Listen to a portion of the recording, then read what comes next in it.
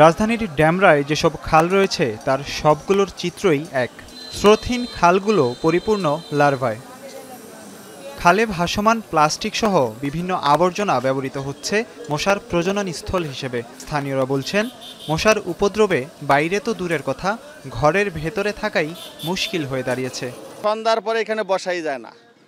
Current গেলে মানুষ যে বাইরে একটু নিঃশ্বাস নেবে সেই ইয়াটাই নাই। অনেক বেশি বাইরে গেছে। ওনার সিটি কর্পোরেশনের লোক ওষুধ দেয় মাঝে মাঝে, তাও কাম হইতেছে না। এমন মশা কামড় দিলে ফুলিয়া যায়, চুলকাইতে ঘা হয়ে যায়। যেটি রাস্তাঘাটে বেশি ফালানো হয় এগুলোর জন্য না ফালায়, এগুলোর জন্য বাড়ি ঘরের ময়লা রাস্তায় না ফালায়, এটার জন্য আর কি পরিষ্কার রাখলে একটু মশা কম হবে। এদিকে সারুলিয়ার এই খালের পাড়েই বসবে ঈদুল আজহার পশুর হাট। ফলে ময়লা আবর্জনার স্তূপ আর বৃষ্টির পানি দুয়ে মিলে এডিসের লার্ভা প্রজননের শঙ্কা এলাকাবাসীর। আগে ওষুধ দেওয়া হইতো, এখন ওষুধ ঠিক মতন দেওয়া হয় না, বাসা বাড়িতে থাকা যায় না। আর যত বাসা বাড়ির ময়লা ঠিক মতন দেওয়া না, অনেকে এই যে দেখছেন আশেপাশে কত ময়লা পালায়। আবার তো নতুন করে গরুর হাট হইতেছে, মশা আরও হইব। সমস্যা তো একটু হবেই, তারপরও এখন তো কমিশনার ওষুধ দেয় আর কি, দেওয়ার পরে একটু কিছুক্ষণ থাকে, আবার সন্ধ্যার পরে তো আবার বাড়ে।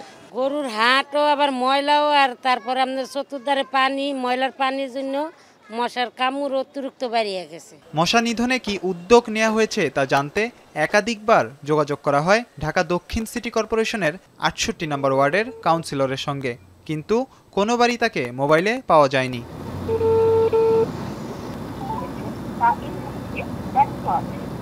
হাসপাতালের চিত্রও বলছে মৌসুমের আগেই বাড়ছে ডেঙ্গু আক্রান্তের সংখ্যা। ইতিমধ্যেই চলতি বছর এ পর্যন্ত ডেঙ্গু আক্রান্ত হয়ে মারা গেছেন ৩৭ জন। এবছর ডেঙ্গু রোগীর ভর্তির হারকে আশঙ্কাজনক উল্লেখ করে চিকিৎসকরা বলছেন, ন্যূনতম উপসর্গ দেখা মাত্রই চিকিৎসকের পরামর্শ নিতে হবে। জুন মাসের 9 দিন এখানে আমাদের চিকিৎসা দিন আছেন 103 জন রোগী। আমরা চিকিৎসা দিন এবং চিকিৎসা সহ আমরা সেবা দিয়েছি 103 জনকে। এই ফিগারটি মে মাসে ছিল 295।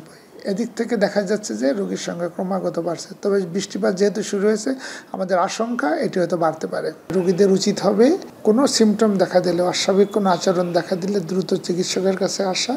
সকলের সম্মিলিত প্রয়াসে ডেঙ্গুর জন্য ঝুঁকিপূর্ণ মাস সেপ্টেম্বরের আগেই এডিস মশার উপদ্রব কমানোর দাবি রাজধানীবাসীর।